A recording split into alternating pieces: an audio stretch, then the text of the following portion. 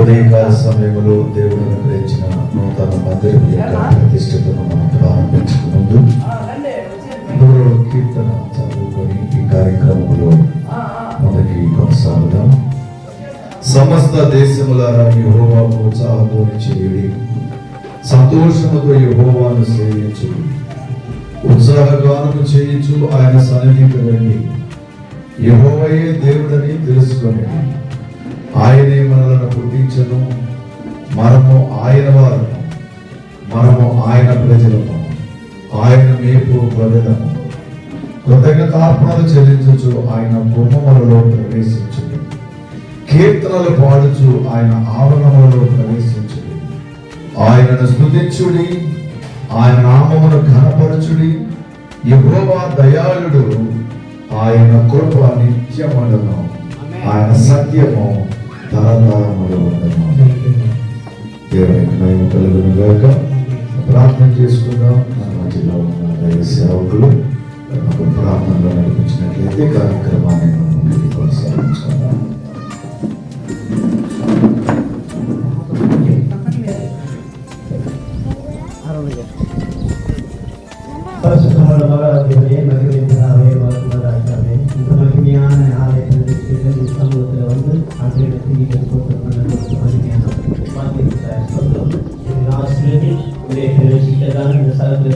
அத்தனை பேர் ரட்சித்து ஆசீர்வதித்து ரட்சிக்கப்பட்டவர்களை அபிஷேகித்து நாமத்தின் மகிமையாய் உதவி காயப்படுத்திக் கொண்டு இயேசு கிறிஸ்து நாமத்தில் மக்களுடைய ரட்சிக்கப்பட்ட தேவனே.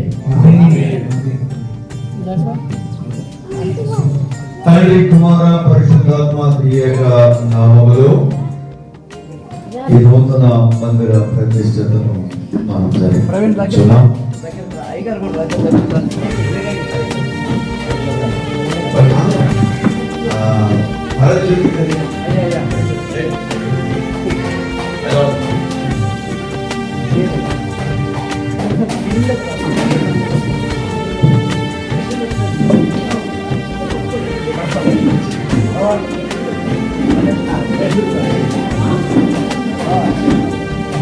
తండ్రి కుమార పరిశుద్ధాత్మ త్రియేక నామములో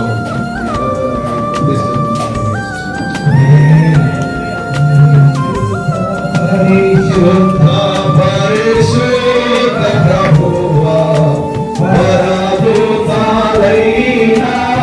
వారిల్ పగలారా పరదూతలైన పరదూతలైన పరదూతలైన వారిల్ పగలారా పరిశుద్ధ జనకూడం పరమాత్మరూపుడా పరిశుద్ధ జనకూడం పరమాత్మరూపుడా నిరూపమా బలవృత్తి నీవే ప్రభావా నిరూపమా బలవృత్తి నిరూపమా బలవృత్తి నిరూపమా బలవృత్తి నీవే ప్రభావా పరిశుద్ధ పరిశుద్ధ పరిశుద్ధ ప్రభువా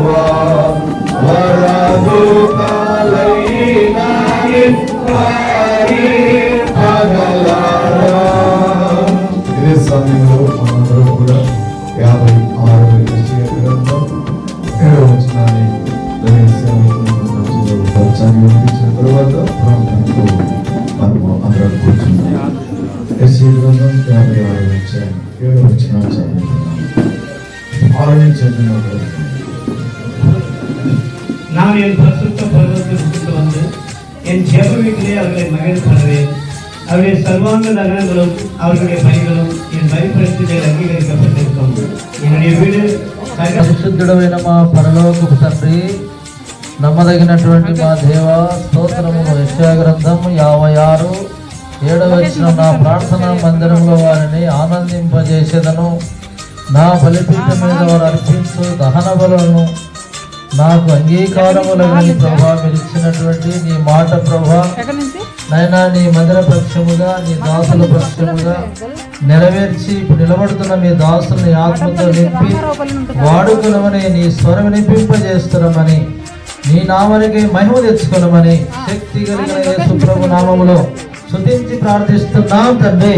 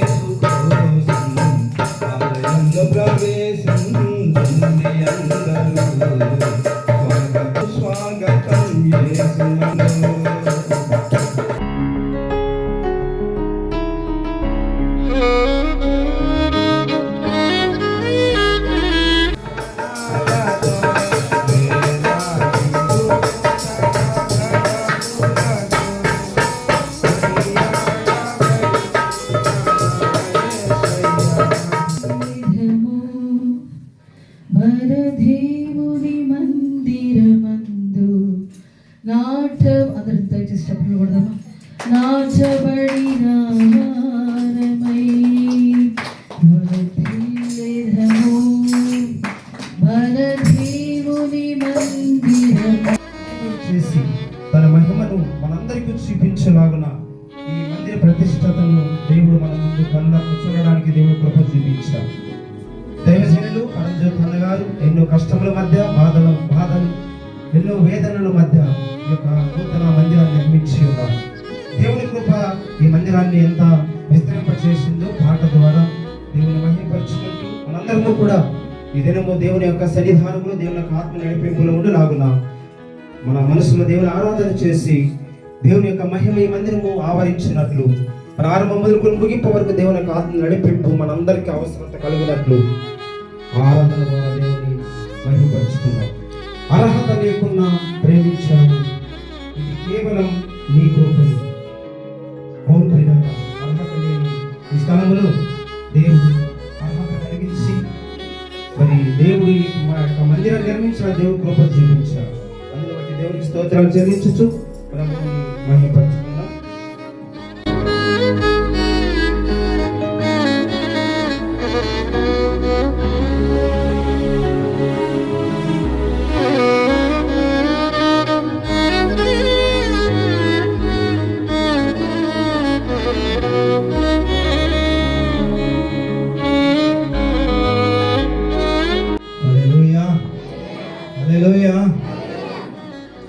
వేదిక అలంకరించినటువంటి దైవజనులందరికీ కూడా హృదయపూర్వక వందనాలు. డిసిషన్ అనేటువంటిది ఒక చర్చ్ పరంజ్యోతి గారు తీసుకున్న నిర్ణయం కాదండి. ఎందుకంటే చర్చ్ కట్టడం అంటే చాలా మందికి ఈరోజు ఫ్యాషన్. నేను చర్చ్ కట్టాలి, జనాలకు సంపాదించాలి, పోగు చేసుకోవాలి, ఏదో ప్లాట్ఫామ్ దొరుకుతుంది, వాక్యం చెప్పాలి, అది కాదు. యాక్చువల్గా వచ్చేసి చర్చ్ డిసిషన్ మేకర్ ఎవరంటే సర్వోన్నతుడైన దేవుడే. హల్లెలూయా. ఇక్కడ మనం డిసిషన్ తీసుకోలేము, ఎందుకంటే చర్చ్ డిసిషన్ తీసుకునేది కృప కలిగినటువంటి దేవుడు పరలోకము జరుగుతారు.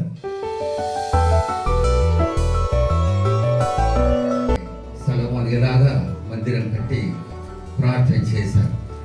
దానికి ముందు అధ్యాయంలో 5వ అధ్యాయం ప్రజలందరూ కూడా చేరి దేవుణ్ణి స్తుతించినప్పుడు పరిశుద్ధ ఆత్మ వారి మధ్యలో దిగి వచ్చిందని వాక్యం సెలవిస్తుంది. 13వ వాక్యము 5వ అధ్యాయం 13వ వాక్యం. వారితో కూడా బూరలు ఊదు యాజకులు 120 మంది నిలిచిరి.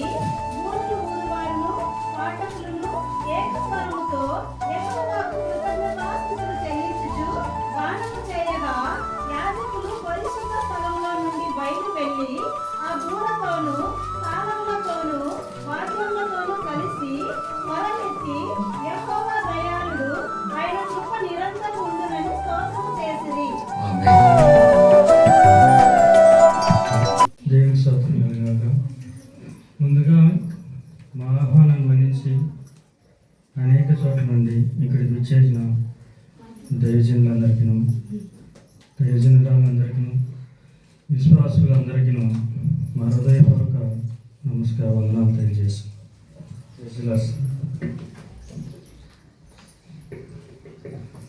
హల్లెలూయా. యేసయ్యను నమ్ముకున్న ఏ బాధ లేదురన్నా, యేసయ్యను నమ్ముకున్న ఏ బాధ లేదురన్నా, యేసయ్య రక్షణ కొడుకు నరుడు దీని నమ్మిన, యేసయ్య రక్షణ కొడుకు నరుడు దీని నమ్మిన. యేసయ్యను నమ్ముకున్న ఏ బాధ లేదురన్నా, యేసయ్యను నమ్ముకున్న ఏ బాధ లేదురన్నా, యేసయ్య రక్షణ కొడుకు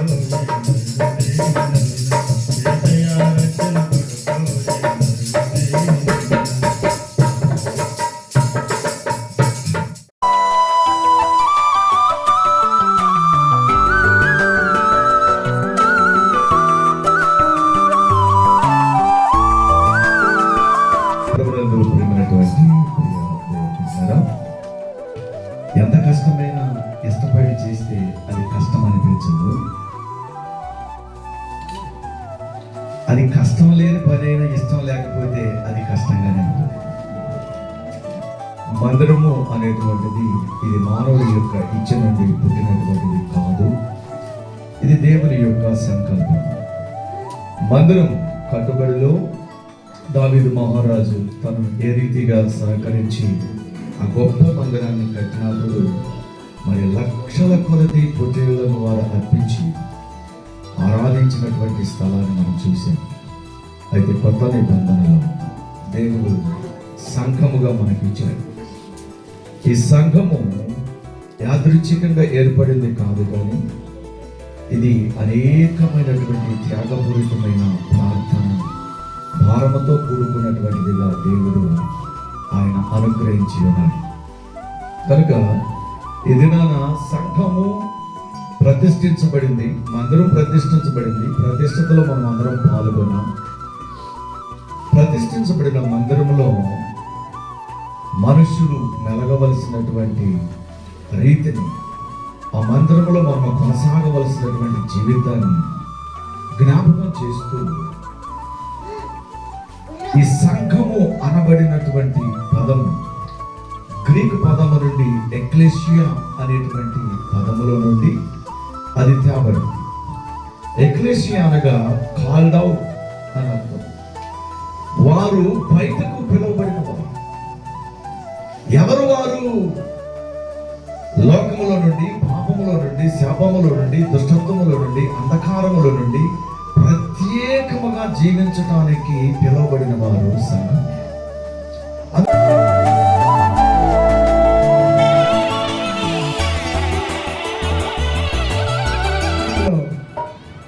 ప్రవీణ్ వస్తాడు, కొన్ని మాటలు మనకు మాట్లాడడం ఆశపడుతున్నాడు.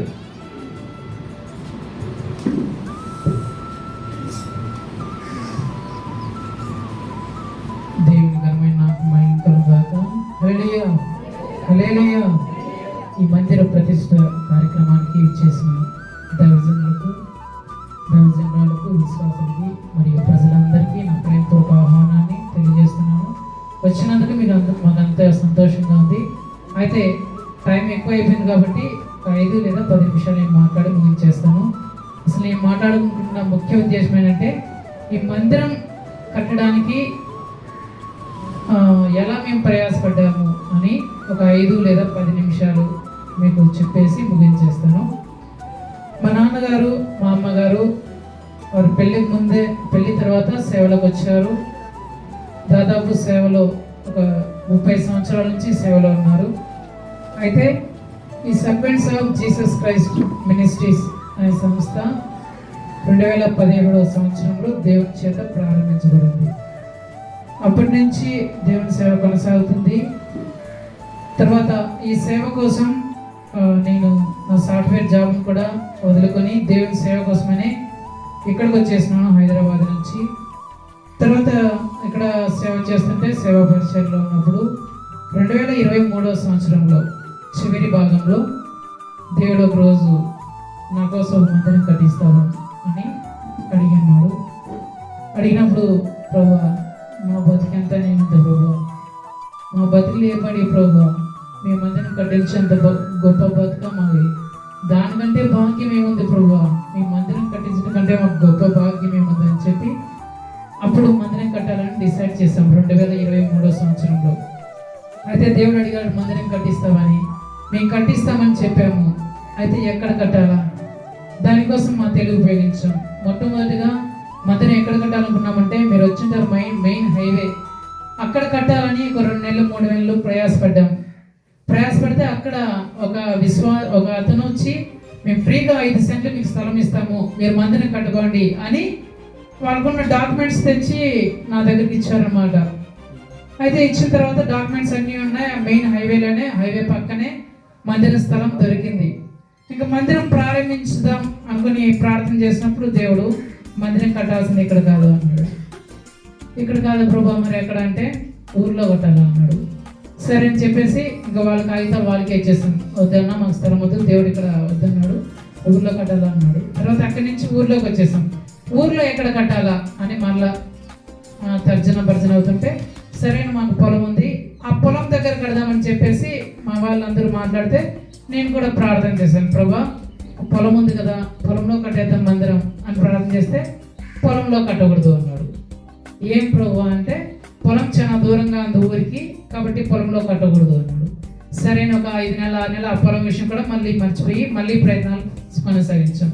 సరే ప్రయత్నాలు కొనసాగిస్తుండగా ఊరికి దగ్గర అంటే ఊరి దాటుకుంటానే అంటే ఊరికి చుట్టుపక్కల అంటారు కదా, ఆ చుట్టుపక్కల ఒక ప్లేస్ దేవుడు దయచేసినాడు. ఎమ్మెల్యే గారు పర్మిషన్ ఇచ్చినారు, ఊరి వాళ్ళందరూ ఇచ్చినారు. ఇంకా సరే దేవుడు ఊర్లో కోరుకున్నాడు అని చెప్పేసి ఊరు దగ్గరగా ఉందని చెప్పేసి గునాది కూడా తీసేసాం. గునాది తీసి ఇంకా పునాది వేయాలనుకున్న సమయంలో మళ్ళీ దేవుడు మందిని ఇక్కడ కాదు కట్టాలా అన్నాడు. అయ్యో ప్రభువా ఇక్కడ కాదని చెప్పేసి మళ్ళీ అక్కడ కూడా దాన్ని విరమించుకున్నాం కట్టేది. ఇంకా అక్కడ కూడా ఇంకా దేవుడు ఇక్కడ కాదంటున్నాడు అని చెప్పేసి విరమించుకున్నాం. అట్లా 2023 సంవత్సరం నుంచి 2026 వరకు ఇదంతా జరిగింది. ఇంత జరిగింది. మందిని కట్టాలనే కోరిక, తపన, ఆశ ఎంతో ఉంది. కానీ ఎక్కడ దేవుడు ఎక్కడ చూసినా అక్కడ కాదు ఇక్కడ కాదు అంటున్నాడు చెప్పేసి చాలా భారంతో ప్రార్థన చేస్తున్నాం. మా నాన్న వాళ్ళు కూడా ఎప్పుడు కట్టాలా మందిరి ఎప్పుడు కట్టాలా అని అంటున్నారు. తర్వాత 2026 సంవత్సరం ఈ సంవత్సరం మార్చి నెల 2వ తేదీ నేను ప్రార్థన చేసుకుంటాను. ఈ మందిర విషయం ప్రభా ఎక్కడ కట్టాలా, స్థలం ఎక్కడ, అక్కడ మెయిన్ హైవేలు అంటే అక్కడ వద్దన్నారు. సరైన మా చేనులో కూడా అంటే ఊరికి దూరంగా అంటున్నారు. సరే ఊరికి దగ్గరలో ఉన్నది కదా, ఊరి తర్వాతనే ఉంది కదా అంటే అక్కడ వద్దన్నారు. ఇంకెక్కడ కట్టాలి ప్రభా మందిరం అని అడిగినప్పుడు దేవుడు నాకున్న అలవాటు ఏంటంటే ప్రతి ఉదయకాల సమయంలో సాయంత్రం సమయం మా చేను దగ్గరికి వెళ్ళిపోయి అక్కడ ఒక 2 గంటలు దేవునితో మాట్లాడడం నాకు అలవాటు ప్రతిరోజు.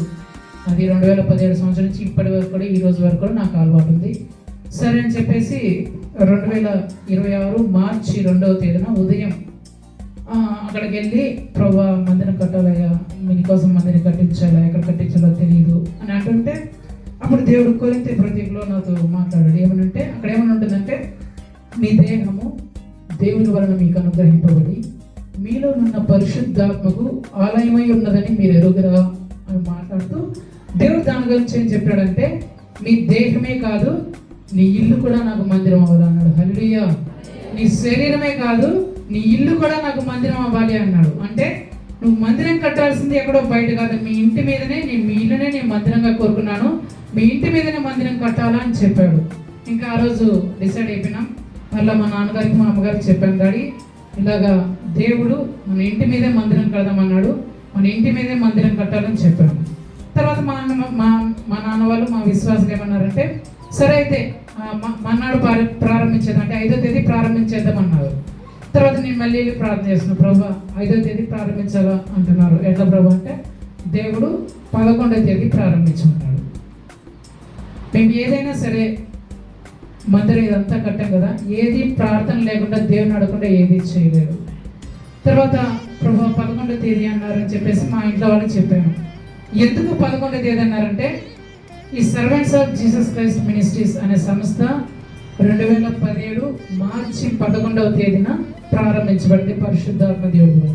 కాబట్టి మార్చి 11 ఈ సంస్థ ప్రారంభించబడింది. కాబట్టి పునాది రాయి కూడా నువ్వు మార్చి 11వ తేదీ వేయి అని దేవుడు చెప్పాడనమాట. కాబట్టి 5వ తేదీని పక్కన పెట్టి మార్చి 11వ తేదీన పునాది రాయి వేసాం. ఈ మందిరాన్ని కట్టడానికి ఎంత ప్రయాసపడ్డామో ఏమేమి చేస్తాం అంతా వీడియో రెడీ చేసాం. కానీ కొన్ని పరిస్థితుల వల్ల ప్రొజెక్టర్ దొరకపోవడం వల్ల మేము చూపించలేకపోతున్నాం. కానీ వీడియో అయితే ఖచ్చితంగా అప్లోడ్ చేస్తాం.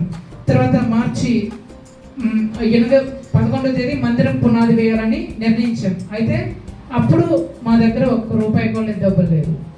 నేను గవర్నమెంట్ జాబ్ చేస్తున్నాను, నా శాలరీ 30,000. అయితే కటింగ్స్ అన్నీ అంటే ఈఎంఐలు అన్నీ పోను 22,000 ఈఎంఐయే పోతాయి. ఇంకా మిగిలేది 10,000 నాకు మిగులుతుంది. మా చేతిలో ఉండేదేమో 10,000 మిగిలేది. ఇంకా మా అమ్మ ఎర్రటి ఎండకి పొద్దున వెళ్ళి సాయంత్రం ఆవు దగ్గరికి వెళ్ళి ఆవులు మేపుకొని వస్తే ఆవులకు మేపు ద్వారా వచ్చే డబ్బులు ఎంత అంటే నెలకు 15,000 నుంచి 20,000. మా నాన్నగారు సేవల నిమిత్తం ఊరు తిరిగి సేవ వెళ్ళినప్పుడు అక్కడ విశ్వాసుల ప్రేమతో ఇచ్చిన కానుకలు ఉంటాయి. నా డబ్బులు ఆ 10,000 మిగిలే 10,000, మా అమ్మ మా నాన్న ఆ ఆవుల మేపుగా వచ్చిన 20,000, మా నాన్న సేవ ద్వారా స్వార్థ ద్వారా వచ్చిన కానుకలు, ఇవన్నీ కలిపి మందిరం ప్రారంభిద్దామని ప్రారంభించాం. అయితే ఈ 5 నెలల సమయంలో మేము వారం సంతకి 500 అంటే నెలకు 2,000 తప్ప, నా డ్యూటీకి వెళ్ళడానికి 4,000 పెట్రోల్ డబ్బులు తప్ప ఏ ఒక్క రూపాయి కూడా మేము ఇంతవరకు వాడిందే లేదు. అంతా దేవుని మందిరానికి ఇచ్చాం. దాదాపు ఇప్పటికి 4,50,000 ఖర్చు అయింది. దాదాపుగా మా అంచనా ప్రకారం 4,50,000 ఖర్చు అయింది. అందులో ₹1,00,000 నేను అప్పు చేశాను. ₹1,00,000 అప్పు చేశాను. మిగిలిన 3,50,000 దేవుడే సమకూర్చాడు.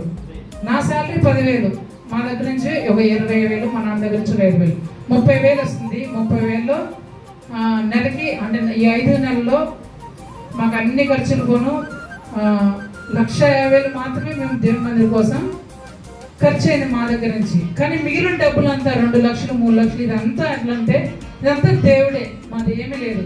మేము ఏం చేసినా సరే మా మేస్త్రి అక్కడ ఉన్నారు, ప్రధాన మేస్త్రి గారు, ఈ మందిరాన్ని కట్టిన ప్రధాన మేస్త్రి గారు ఉన్నారు.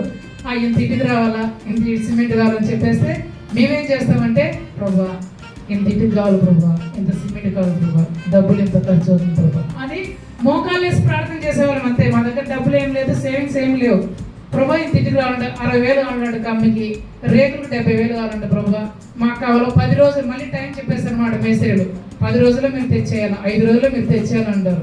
మా దగ్గర డబ్బులు ఉంటాయి కదా, మేము మోకాలు వేసి ప్రార్థన చేస్తాం ప్రభా ఇంత డబ్బులు కావాలి, ఇంత డబ్బులు కావాలి ప్రభా అని ప్రార్థన చేస్తే దేవుడు ఎవరో ఒకరి ద్వారా ఎవరో ఏదో ఒక విధంగా డబ్బులు సమకూర్చాడు అనమాట. వాళ్ళు అడిగిన టైం కంటే 2 రోజుల ముందే ఆ ఇటుక కావాలా, ఆ సిమెంట్ కావాలా, ఆ రేకులు కావాలనేది డబ్బులు సమకూర్చేవాడు అనమాట దేవుడు. మళ్ళీ మేము వాళ్ళకి తిరిగి ఇచ్చేసేవాళ్ళం. అలాగా 3,50,000 దాదాపు 4.5 లక్షలు ఖర్చు పెట్టి ఈ మందిరాన్ని ప్రారంభించాము. రాత్రి పగలు మేము, మా విశ్వాసులు, మా కుటుంబ సభ్యులు రాత్రి పగలు కష్టపడి అన్నపానంలో మాని వారి పని, మా విశ్వాసులు మా కుటుంబం పనికి వెళ్ళినా కూడా మళ్ళీ రాత్రిలో వచ్చి రాత్రిలో కూడా చర్చ కోసం పనిచేసి ఇదంతా కట్టడం జరిగింది. ఇదంతా కట్టిన తర్వాత ఇంకా మందిని ఎప్పుడు ప్రతిష్ఠించాలా అనేది మా నాన్న వాళ్ళేమో తొందరగా మందిని ప్రతిష్ఠిద్దాం అని చెప్తున్నారు. మందిరం ఎప్పుడు ప్రతిష్ఠిస్తారు, మందిరం ఎప్పుడు ప్రతిష్ఠిస్తారు అందరూ చెప్తున్నారు. కానీ మందిర పనులు ఇంకా అవ్వలేదు. ఈ పెయింటింగ్ పనులు కూడా నిన్న కంప్లీట్ అయ్యాయి అంతే. ఆ మందిరం ప్రతిష్ఠించాలని వాళ్ళు అంటున్నారు. సరే అని చెప్పేసి మందిరం ఎప్పుడు, మా నాన్నగారు వచ్చి మందిరం ఎప్పుడు ప్రతిష్ఠించాలా, ఏమనుకున్నావు బాబు అని చెప్పేసి వెళ్ళిపోయినాను. ఏదో ఒక దేవుని అడిగి డేట్ డిసైడ్ చేయండి. తర్వాత నేను వెళ్ళిపోయాను, ప్రార్థన చేసుకోవడానికి వెళ్ళాను. ప్రార్థన చేసుకున్న తర్వాత ఉదయకాల సమయం ఉంది. ఒకరోజు ఉదయకాల సమయం ఉంది, పోయిన నెలలో ఉదయకాల సమయం ఉంది. ప్రార్థన చేస్తుంటే ప్రభువా మందిరం ఎప్పుడు ప్రతిష్ఠించాలి అని ప్రార్థన చేస్తుంటే యేసు ప్రభువారు మార్చి 8వ తేదీన మందిరాన్ని ప్రతిష్ఠించాలి అని చెప్పినారు. క్షమించండి, ఆగస్టు 8వ తేదీన మందిరాన్ని ప్రతిష్ఠించాలి అని చెప్పినాడు. సరే, ఏంటి ఆగస్టు 8 అనే ప్రత్యేకత గురించి తర్వాత చెప్తాను. తర్వాత మా నాన్నగారు వచ్చి నాతో వచ్చి బాబు మందిరాన్ని మనము జూలై 25వ తేదీన ప్రతిష్ఠించేద్దాము అన్నాడు. కానీ దేవుడు నాకు అంతకుముందు ఏం చెప్పాడు, ఆగస్టు 8 ప్రతిష్ఠించాలా అని చెప్పాడు. అప్పుడు మా నాన్నగారితో నేను అన్నాను, లేదు నాన్న 25వ తేదీ కాదు, ఆగస్టు 8వ తేదీ మందిరాన్ని ప్రతిష్ఠించాలని దేవుడు చెప్పాడు కాబట్టి ఆ రోజే దేవుని మందిరాన్ని ప్రతిష్ఠించాలని చెప్పాడు. తర్వాత కొంతమంది సేవలు కూడా నాకు ఫోన్ చేసి, నాన్న అట్లా కాదురా, సేవకులు మనకు డేట్ ఇచ్చారు ఆగస్టు 25కి, ఆ రోజు మనం మందిరం ప్రతిష్ఠిస్తే బాగుంటుందేమో, సేవలు కూడా మనకి ఏమైనా సహాయం చేస్తారేమో అని అన్నారు. అయితే నేనేమన్నానంటే, చాలా మందికి అలాగ అపోహ ఉంటుంది, ఏమంటే సేవకులు ఇచ్చిన డేట్ మనం కానీ ఏదైనా చేస్తే వాళ్ళు ఏమో మనకు సహకరిస్తారేమో అనే ఒక అపోహ ఉంటుంది. అది నిజం కాదు. ఎందుకంటే సేవకులు ఎప్పుడు దేవుని మనసు కలిగి ఉంటారు, వాళ్ళు దేవుని ప్రేమ ఎప్పుడు కలిగి ఉంటారు అన్నమాట. వాళ్ళు డేట్ ఇచ్చినా లేకపోతే మనము డేట్ పెట్టుకున్నా, సేవకులు అనేవాళ్ళు మందిరాన్ని చూసినప్పుడు, విశ్వాసం చూసినప్పుడు ఏదైనా కొరతలు ఉంటే మనం అడిగినా అడగకపోయినా వాళ్ళే ఆ కొరతను తీరుస్తారు. కాబట్టి నేను ఆ విషయంలో నాన్న మీరు అట్లేమో ఇబ్బంది పడదండి, సేవకులు ఖచ్చితంగా ఆ రోజు వస్తారు, అందరూ వస్తారు, మనం ప్రార్థన చేద్దాము అని చెప్పినాను. తర్వాత మందిరం ఆగస్టు 8వ తేదీ ఎందుకు ప్రార్థించాలా అని దేవుడు చెప్పినాడంటే, ఆ రోజు నేను దేవుడు ఆగస్టు 8వ తేదీ నేను ప్రారంభించని చెప్పినప్పుడు వెంటనే లేచి క్యాలెండర్ చూశాను. ఇప్పుడు మీకు 4 రీజన్లు చెప్తాను ఎందుకు ఆగస్టు. చాలా మందికి డౌట్, మా ఇంట్లో వాళ్ళకి, మా విశ్వాసానికి, సేవకులకి అందరికీ ఆగస్టు 8 ఎందుకు ఇది పెట్టాడు అని చాలా మందికి డౌట్. ఆ డౌట్ క్లారిఫై చేయడానికి నేను చెప్తున్నాను. ఆగస్టు 8 ఎందుకు ఈ దేవుని మందిరాన్ని దేవుడు ప్రారంభించుకున్నాడంటే, మొట్టమొదటి లాజికల్ రీజనింగ్ అదేంటంటే, ఈ నెల ఎన్నో నెల, ఆగస్టు అంటే 8వ నెల. 8వ తేదీ 8వ నెల 2026 అంటే 26 2 + 6 8 80 అంటే రీజన్, అదే లాజికల్ రీజనింగ్. ఈ మందిరం ప్రారంభించిన లాజికల్ రీజనింగ్ అంటే 8వ తేదీ 8వ నెల 2026 2 + 6 8 ఇది లాజికల్ రీజనింగ్. అది నాకు తెలిసింది. తర్వాత మన ఈ సాధారణ ఈ లోక సంబంధమైన రీజన్ ఏంటంటే, నేను దేవుడు 8వ తేదీ ప్రారంభించమని చెప్పినప్పుడు వెంటనే లేచి వెళ్ళి క్యాలెండర్ చూశాను. ఆగస్టు 8వ తేదీ ఆ క్యాలెండర్ మీద ఒక వాక్యం, ఒక మాట రాబడింది అక్కడ. ఏంటంటే international fasting prayer day. National అంటే జాతీయ ప్రార్థన ఉపవాస ప్రార్థన దినోత్సవం అంటే ఈరోజు. హల్లెలూయా. ఈరోజు జాతీయ ఉపవాస ప్రార్థన దినోత్సవం. అది రెండోది. మూడవది బైబుల్ ఆధార రీజన్ ఏంటంటే, మూడవది ఏంటంటే శనివారాన్ని శుద్ధీకరణ దినము లేదా సిద్ధపాటు దినము అంటారు. బైబిల్ ప్రకారంగా శనివారాన్ని శుద్ధీకరణ దినము, సిద్ధపాటు దినము అంటారు. కాబట్టి శనివారం ఈరోజు వచ్చింది. అయితే వీటన్నిటికంటే ముఖ్యముగా అసలు యేసు ప్రభువారు ఆగస్టు 8 ప్రారంభించమని చెప్పడానికి గల ముఖ్య కారణం ఏంటంటే, ఆ రోజు సాయంత్రం నేను వెళ్ళి ధ్యానిస్తుంటే, ప్రభా ఎప్పుడు మందిరం ఇవ్వాలి, ఇవే నా కారణం అంటే దేవుడు ఈ 3 కారణాలు చెప్పలా. దేవుడు చెప్పిన కారణం ఏంటంటే, ఆగస్టు 8వ తేదీన మందిరాన్ని ప్రారంభించు అని దేవుడు చెప్పిన కారణం ఏంటంటే, యేసు ప్రభువారు పుట్టిన తర్వాత 8 రోజులకి ఆయన దేవాలయానికి తీసుకెళ్ళి ప్రతిష్ఠించారంట. హల్లెలూయా. ఎన్నో రోజుకి? యేసు ప్రభువారు పుట్టిన తర్వాత 8వ రోజున, అంటే దేవుడు పుట్టిన 8వ తేదీన ఆయన్ని తీసుకెళ్లి సుమయోను అనే పాస్టర్ దగ్గర ఆ సంఘములో దేవునికి ప్రతిష్ఠించారంట. అది దేవుడు నాకు చెప్పిన రోజు. నేను పుట్టిన 8వ రోజు తరువాత 8వ రోజున నన్ను ప్రతిష్ఠించారు, కాబట్టి నువ్వు కూడా ఈ మందిరాన్ని 8వ తేదీనే ప్రతిష్ఠించు అని చెప్పాడు. ఆ విషయం నాకు తెలిసినప్పుడు చాలా సంతోషం వేసింది. అది ఈరోజు చెప్పాలని ఎవరికి చెప్పలేదు. మా కుటుంబ సభ్యులు కానీ, మా విశ్వాసులు కానీ, సేవకులు కానీ ఎంతమంది అడిగినా నేను చెప్పలేదు. ఎందుకంటే ఈ రోజే చెప్పాలా, అందరూ ఎదుట అది చెప్పాలనే ఉద్దేశంతో దాన్ని ఈరోజు నేను పంచుకుంటున్నాను. అంటే దేవుడు మందిరాన్ని 8వ తేదీ ప్రతిష్ఠించమని చెప్పడానికి గల కారణం ఏంటంటే, 8వ తేదీన దేవుడు పుట్టిన 8వ రోజున దేవుణ్ణి ప్రతిష్ఠించారు. కాబట్టి ఈ మందిరాన్ని కూడా 8వ తేదీనే ఈ మందిరాన్ని ప్రతిష్ఠించాలని కోరుకున్నాం. అయితే ఈ మందిరము ఇంత చక్కగా నిర్మించబడడానికి ఎంతో మంది ప్రయాసపడ్డారు, ఎంతో మంది కన్నీటి ప్రార్థన చేశారు, ఎంతో మంది సహకరించారు. దాదాపు 4,50,000 ఖర్చు అయితే, 1,50,000 నాది అప్పు అయితే, మిగిలిన 3,50,000లో దేవుడు ఎంతో సమకూరిస్తే మా విశ్వాసులు, మా కుటుంబ సభ్యులు, మాకు తెలిసిన వాళ్ళు, బంధువులు, స్నేహితులు ఏదో ఒక రకంగా పరోక్షంగానో మా డైరెక్ట్గానో ఇండైరెక్ట్గానో ఈ మందిరానికి సమకూర్చారనమాట. కొందరు ఇక్కడ కూర్చున్న వాళ్ళు ఫ్యాన్లు ఇచ్చారు, కొంతమంది టేబుల్ ఫ్యాన్లు ఇచ్చారు, కొంతమంది సిమెంట్ కోసం ఇచ్చారు, కొంతమంది రేకుల కోసం. ఇలాగా తమ వంతు తమ స్తోమతను బట్టి తాము ఇచ్చారు, కష్టపడి పని చేశారు. కొందరు ప్రార్థన చేశారు, కొందరు మా కోసం ప్రయాసపడి వేరే వాళ్ళతో మాట్లాడిన చేశారు. దాదాపు ఇలాగా ఇంత ప్రయాసతో, ఖర్చుతో ఈ మందిరాన్ని రాత్రి పగళ్ళు కష్టపడి దీన్ని కట్టాం.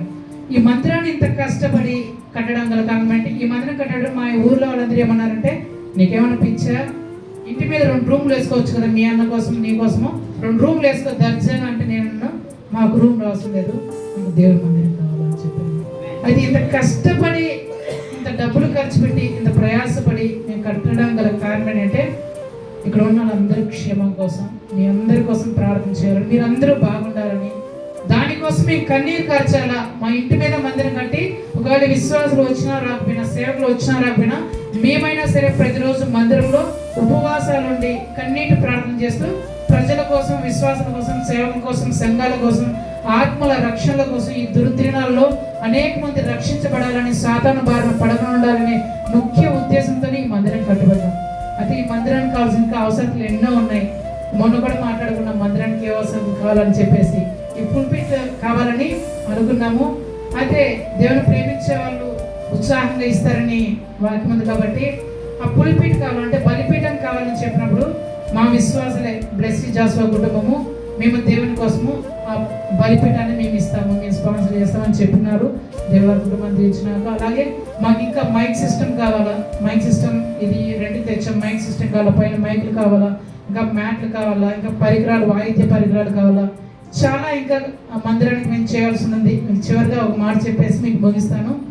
ఈ మందిరం కోసం చెప్పాను కదా, 4,000 మేము తినడానికి, అంటే మేము కూరగాయల సంతకు తప్ప కనీసం బట్టలు కూడా ఇప్పుడు వేసుకున్నాం కదా, ఈ బట్టలు కూడా పాతవే మావి. మా అమ్మ మా నాన్న వేసుకున్న బట్టలు కూడా పాతవే. వాళ్ళని అడిగాను, నాన్న ఏమన్నా కొత్త బట్టలు కొన్నామంటే వద్దు నాన్న, ఇంకా మందిరానికి కావాల్సిన సామాన్లు చాలా కొనాలి.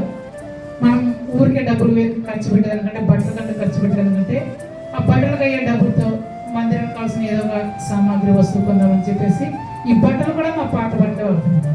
హల్లెలూయా. ఎందుకు మేము ఇంతగా వాడుతున్నామంటే మా కోరిక ఒకటే, దేవుడి మందిరాన్ని మేము కట్టాలి. దేవుడు మాకు ఇచ్చిన భాగ్యం. ఎంతోమంది కోటీసులు, లక్షల కోట్లు సంపాదించిన వాళ్ళు ఉన్నారు. వాళ్ళు ఎవరికి ఇవ్వలేదు, వాళ్ళు ఎవరు అడగలేదు. దేవుడు నాకు మందిరాన్ని కట్టేయాలి. కానీ ఆ రోజు మమ్మల్ని అడిగినాడు, నాకు మందిరం కట్టిస్తావా అని అడిగినప్పుడు దీనికంటే గొప్ప భాగ్యం అని ఆ రోజు ఎంచుకొని మందిరాన్ని కట్టాలని డిసైడ్ చేసుకున్నాం. దానికోసం మా నిద్రను వదులుకున్నాం, ఆహారాన్ని వదులుకున్నాం, డబ్బులు వదులుకున్నాం, మా శ్రమను వదులుకున్నాం, మాకు వచ్చే జీతాలను సమస్తాన్ని వదులుకొని ఈ మందిరం మీద ఎంతో ప్రయాసం ఖర్చు పెట్టి దీన్ని కట్టామన్నమాట. మీరందరూ వచ్చారు, మాకు ఎంతో సంతోషం. మీరందరూ మాకు ప్రార్థన చేయాలని మేము ఎంతనో ఆశపడుతున్నాం. ఈ మందిరము ఇక్కడ ఉన్న చుట్టుపక్కల ప్రాంతాలందరికీ ఆశీర్వాదకరంగా ఉండాలి, అనేక మంది రక్షింపబడాలి. మేము కడుపులు మార్చుకొని మా సౌకర్యాలను పక్కన పెట్టి, మా ప్రయాసనంతా పక్కన పెట్టి మేము ఇంత గొప్పగా మందిరాన్ని కట్టడం గల కారణము అనేక మంది రక్షింపబడాలి. ఎంతోమంది పాపిష్టి జీవితంలో ఉన్నారు, వాళ్ళందరూ రక్షింపబడాలనే ఒక ఉద్దేశంతో ఈ మందిరాన్ని కట్టి ఉన్నాం. కాబట్టి మీరందరూ ప్రార్థన చేయండి. ఈ మందిరం కోసం, ఇక్కడ జరుగుతున్న సేవ కోసం, విశ్వాసుల కోసం, ముఖ్యంగా ఈ మందిరాన్ని కట్టడానికి బలమైన కారణం అంటే మా విశ్వాసులే. మా విశ్వాసం లేకపోతే మేము మా మందిరాన్ని కట్టేవాళ్ళం కాదు. ఒకసారి గట్టిగా మా విశ్వాసులందరి కోసం చప్పట్లు పడదామా? వాళ్ళే లేకపోతే ఈ మందిరాన్ని మేము కట్టలేవని కాదు, కట్టలేము కూడా. వాళ్ళు బలంగా నిలబడ్డారు. ఎన్ని ఆటంకాలు వచ్చినా, ఎన్ని అడ్డంకులు వచ్చినా, ఎవరెన్నో అడ్డులు పెట్టినా సరే మా విశ్వాసులు బెదరకుండా, తప్పిపోకుండా గట్టిగా నిలబడ్డారు. కాబట్టి మేము కూడా బలంగా నిలబడి ఈ మందిరాన్ని మేము కట్టాం. కాబట్టి వచ్చిన మీకు అందరికీ ప్రత్యేకమైన వందనాలు. ఇంకా ప్రయాస ఎంతో ఉంది, మందిరం కోసం ఎంతో చేయాలా, ఇంకా ఎన్నో అవసరాలు ఉన్నాయి. మేము వెళ్ళి ఊరు స్వార్థ ప్రకటించాలా. ఈ దినాల్లో ఎన్ని అడ్డంకులు వస్తున్నా సరే, ఎన్ని వస్తున్నా సరే, మేమైతే ఒకటే డిసైడ్ అయినాం, మా బట్టకైతే బ్రతుకుట క్రీస్తే, బ్రతుకుతే యేసుక్రీస్తే బ్రతుకుతాం, చస్తే యేసుక్రీస్తు కోసమే చేస్తాం. అదే మా యేసుక్రీస్తు సేవకుల సంస్థ యొక్క డిస్క్రిప్షన్ అన్నమాట. సర్వెంట్స్ ఆఫ్ జీసస్ క్రైస్ట్ యొక్క మినిస్ట్రీస్ యొక్క డిస్క్రిప్షన్ అంటే మా మట్టుకైతే బ్రతుకుటే యేసుక్రీస్తే, యేసుక్రీస్తు వలనే మేము బ్రతుకుతున్నాం, బ్రతికితే యేసుక్రీస్తు కోసమే బ్రతుకుతాం, చేస్తే కూడా యేసుక్రీస్తు కోసమే చేస్తామనే ఉద్దేశంతో ఈ సేవను ప్రారంభించాం, కొనసాగిస్తున్నాం. కాబట్టి మీరు కూడా మా మందిరం కోసం, మా సేవ కోసం ప్రార్థన చేయండి. మా మందిరానికి కావాల్సిన అవసరాలన్నింటినీ కూడా మేము ముందు పెట్టినాం. మీ ప్రార్థన సహాయం మాకు ఎంతో అవసరం. కాబట్టి ప్రార్థన చేయండి. ఇంకా చెప్పాల్సిన ఎంతో ఉంది. మేము ఎంతగా ప్రయాసపడ్డామో, చిన్నపిల్లలు మొదలుకొని ముసలి వాళ్ళ వరకు, మేము, మా కుటుంబ సభ్యులు, మా విశ్వాసులు ఎంత ప్రయాసపడ్డామో వీడియో అంతా రెడీగా ఉంది, కానీ చూపించలేకపోతున్నాం. కానీ ఖచ్చితంగా యూట్యూబ్లో అప్లోడ్ చేస్తాము. చేసిన తర్వాత మీకు అందరూ కూడా పంపిస్తాము. మా ప్రయాసం చూడండి. మా ప్రయాసం చూసి మీరు మాకేమో ఆర్థిక సహాయం కంటే మేము కోరుకున్నదంటే మీ ప్రార్థన సహాయం మాకు కావాలి. ఎందుకంటే మేము బలహీనలం, మేము తక్కువ జనం. మీరందరూ కలిస్తేనే మేము బలపడతాం. కాబట్టి మీ ప్రార్థన సహాయం మాకు ఎంతో అవసరం. కాబట్టి మా కోసం, మా కుటుంబం కోసం, మా సేవా పరిచయాల కోసం, మా సంఘ విశ్వాసుల కోసం మీరందరూ భారం కలిగి మీ ప్రార్థనలో జ్ఞాపకం చేసుకోవాలని కోరుకుంటున్నాను. మరి ముఖ్యంగా ఈ మందిరం కోసం ఎంతోమంది ఇచ్చారు. ఒకవేళ మిమ్మల్ని గుర్తు చేసుకోకపోతే మమ్మల్ని క్షమించండి. కొందరు ఫ్యాన్లు ఇచ్చినారు, వారికి మా కృతజ్ఞతలు. మిమ్మల్ని మీ కుటుంబాలు గారు దేవుడు దీవించినాక, కొందరు టేబుల్ ఫ్యాన్లు ఇచ్చారు, వారిని కూడా దేవుడు దీవించినాక, రకరకాల అందరూ ఏదో ఒక రూపంలో పరోక్షంగానో ప్రత్యక్షంగానో ఇది దేవుని పని, ఇది దేవుని కోసమని ఆర్థికంగానో, మాట పరంగానో, ప్రార్థనా పరంగానో, శారీరక శ్రమ పరంగానో ఎలాగలుగా ప్రతి ఒక్కరూ దేవుని పని అని చెప్పేసి ఆర్థికంగా సహాయం చేస్తారు. అన్ని విధాలుగా సహకరించారు. మిమ్మల్ని, మీ కుటుంబాన్ని దేవుడు దీవించుగాక. మీరు ఇంకా ఇలాగే మాకు ప్రార్థనలో సహకరించాలని మేము ఎంతగానో కోరుకుంటూ చివరిగా ముగిస్తుండగా మీరు వచ్చినందుకు మాకెంతో సంతోషము. ఎంతో ఆనందము. మీరు వెళ్ళేటప్పుడు మీరందరూ ప్రేమ మీద ఏర్పాటు చేస్తాం. మీరు బాగా భోజనం చేసి తృప్తిగా భోజనం చేసి మమ్మల్ని మెండుగా దీవించి ఆశీర్వించి వెళ్ళాలని, మా సేవల్లో మీ ప్రార్థనలో మా సేవల్ని జ్ఞాపకం చేసుకోవాలని, సేవకులందరూ మా కోసం ఎల్లప్పుడూ ప్రార్థన చేయాలని ఈ విషయంలో మేము మా తరఫున, మా కుటుంబం తరఫున, మా విశ్వాసుల తరఫున మేము కోరుకుంటున్నాం.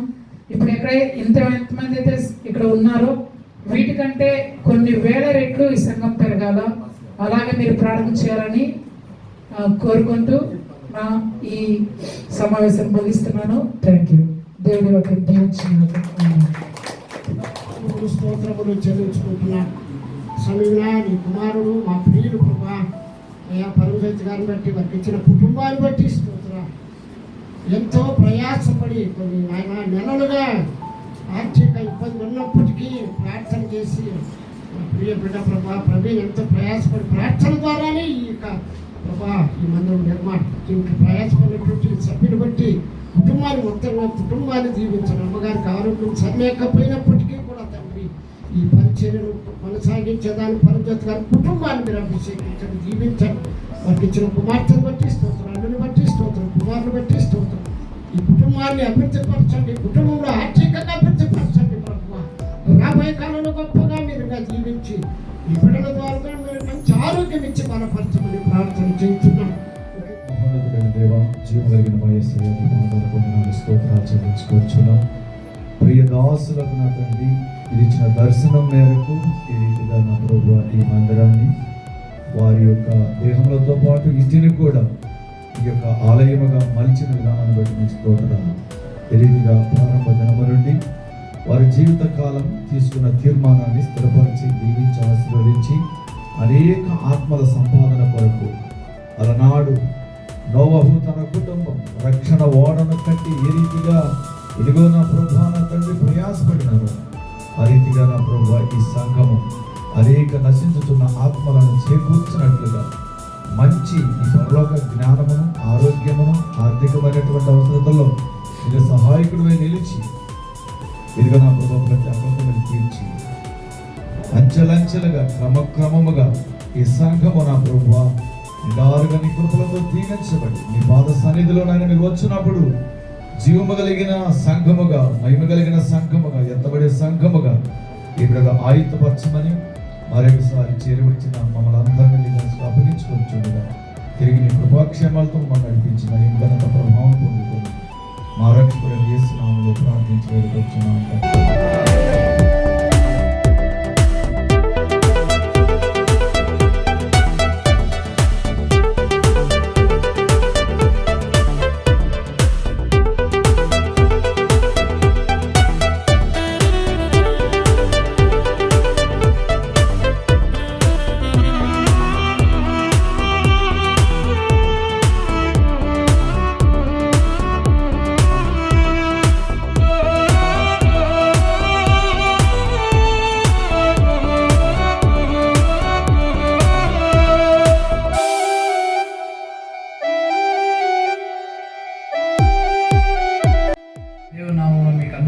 తెలియజేస్తున్నాను. పిలిచిన వెంటనే వచ్చినటువంటి దేవుని యొక్క బిడ్డలందరికీ కూడా దేవుని నామంలో వందనాలు తెలియజేస్తున్నాను. మీరందరూ వచ్చినందుకు చాలా సంతోషంగా ఉంది. ఈరోజు పరలోకంలో ఏం జరుగుతుంది? పరలోకంలో ఏం జరుగుతుంది? పరలోకంలో ఏం జరుగుతుంది? మహా ఉత్సవం జరుగుతుంది. దేవుని స్తోత్రం. హల్లెలూయా, హల్లెలూయా. మ్యాథ్యూ సైగర్ ఒక మాట చెప్పారు, ఇకలోక సంపాదన కంటే ప్రైజ్ లార్డ్, హల్లెలూయా, హల్లెలూయా. చాలా సంతోషం. మరి మేము గొప్పవారం కాదు కానీ దేవుడు గొప్పవాడు. ఈ సమయంలో నేను ఒక విషయం చెప్పాలనుకుంటున్నా. అన్ని విషయాలు కూడా మా కుమారుడు చెప్పాడు. దేవుని స్తోత్రం. మరి ఈరోజు ఈ యొక్క మందిర నిర్మాణం అది దేవుని మాటల ద్వారా, దేవుని యొక్క వాగ్దానం ద్వారా జరిగింది. ఇది మన యొక్క గొప్ప శక్తి కాదు. కాబట్టి దాన్ని బట్టి నేను సంతోషిస్తున్నాను, దేవుని నామాన్ని మహిమపరుస్తున్నాను. ప్రత్యేకంగా ఈ మందిరం పునాది వేయడానికి ఆర్థికంగా ఉన్న కాడికి మేము సహాయపడి ఉండవచ్చు, మనం గొప్పలం కాదు. దీన్ని కట్టడానికి జ్ఞానాన్ని ఇచ్చినటువంటి వారు, దేవుడిచ్చిన జ్ఞానాన్ని ఉపయోగించి కట్టినటువంటి వ్యక్తులు గొప్పవారు. దేవుని స్తోత్రం. హల్లెలూయా, హల్లెలూయా.